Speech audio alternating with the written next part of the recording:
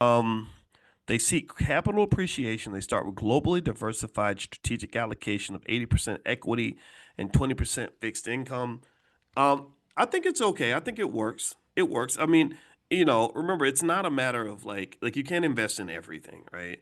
Just because something's good doesn't mean you have to invest in it, and just because something's bad doesn't mean it's like the end of the world if you put it in your portfolio. And so, yeah, I mean, yeah, it's a long ticker. It didn't pop up in my Robinhood, so you might have to go on Schwab or something like that if you want to buy it.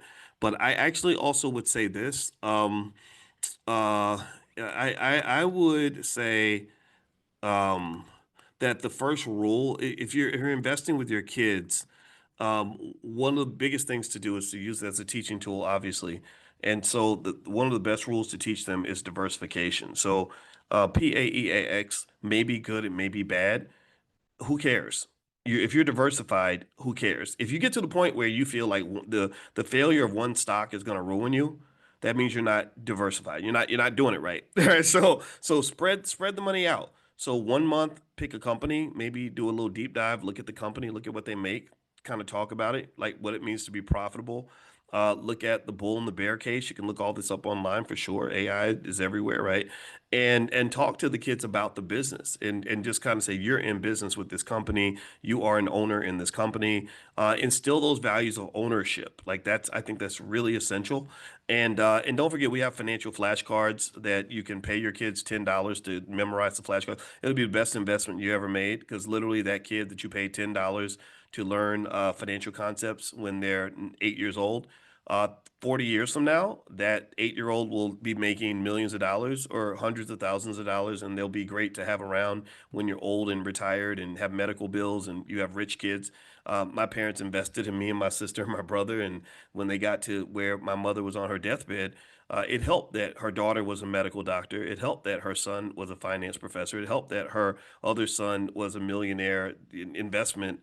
I don't know what my brother. I don't know what my brother's job title is, but it's like he does stuff with billionaires. I just don't. I can't label it. And so, but the point is, like, all this investment they made in us when we were younger became part of their retirement plan. So don't underestimate the fact that kids are part of your retirement plan. Invest in those little suckers. Like train them up. Don't just kids are not these little sort of just people that you just let run around and do nothing. Like train them on things, get them ready, like prepare them. Like just like you get them dressed for school, get them dressed for life.